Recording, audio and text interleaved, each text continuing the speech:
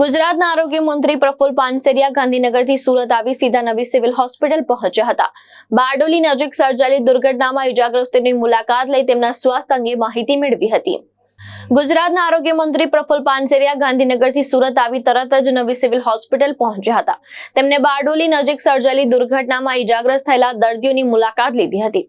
નવી સિવિલ હોસ્પિટલમાં દર્દીઓને પ્રત્યક્ષ મળી તેમના સ્વાસ્થ્યની જાણકારી મેળવી હતી તેમજ પરિવારજનોની હિંમત અને સાંત્વના પાઠવી હતી। આરોગ્ય મંત્રીએ જણાવ્યું હતું કે નવી સિવિલ હોસ્પિટલના તબીબો અને આરોગ્ય કર્મીઓ દ્વારા ઇજાગ્રસ્તોને શ્રેષ્ઠ સારવાર આપવામાં આવી રહી છે।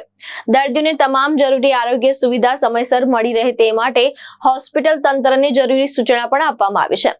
આરોગ્ય મંત્રીએ જણાવ્યું હતું કે આ મુશ્કેલ સમયમાં તેઓ ઇજાગ્રસ્ત અને તેમના પરિવારજનોની સાથે જ છે। સાથે જ તમામ દર્દીઓને ઝડપથી સ્વાસ્થ્ય લાભ મળે તેવી પ્રાર્થના પણ વ્યક્ત કરી હતી। સિવિલની મુલાકાત લીધી, શું કહેશો, કઈ રીતની સ્થિતિ હતી? આજે સિવિલની અંદર આમ તો હું બારડોલી બસ દુર્ઘટના ઘટી ત્યારથી સિવિલના સંપર્કમાં છું। અમારા સિવિલ સુપ્રિન્ટેન્ડન્ટ ડૉક્ટરને ત્યારે પણ સૂચના આપવામાં આવી હતી જે દર્દીઓ અહીંયા દાખલ થાય એમને યુદ્ધના ધોરણે ઓપરેશન, દવા, જે જરૂરિયાત હોય, સીટી સ્કેન, MRI એમની તુરંત જ કરીને એમને પેશન્ટને આપણે ટ્રીટમેન્ટ આપવાની છે, જે ટ્રોમા સેન્ટરની અંદર અપાઈ જ રહી છે। તો પણ સ્પેશિયલ ઝાઝા દર્દીઓ એક સાથે અહીંયા આવે તો આપણે એમને સરસ રીતે ટ્રીટમેન્ટ આપી શકીએ। સાથ વ્યક્તિઓ એક સેકન્ડના ભાગની અંદર ત્યાં મૃત્યુ પામ્યા એ દુઃખદ ઘટના છે, પરંતુ જેમને ઈજા થઈ એ સૌ 12 પેશન્ટ અત્યારે સેફ છે।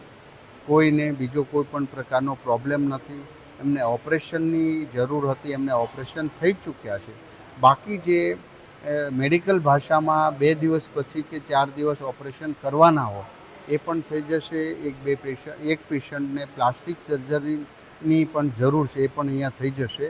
તમામ પેશન્ટના સગાવાલા મહારાષ્ટ્ર અને ગુજરાતમાં જ્યાં રહેતા હોય બધા જ અહીંયા આવી ચૂક્યા છે।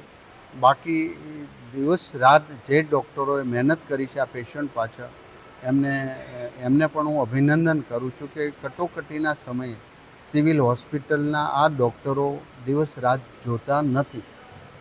તો આજે આપણે પ્રાર્થના કરી છે 12 પેશન્ટ જલ્દીમાં જલ્દી એમને રજા આપી ઘરે હસતા જાય એવી ઈશ્વરને પ્રાર્થના કરીએ। ભાવેશ ઉપાધ્યાય, દ્રષ્ટિકોણ ન્યૂઝ, સુરત।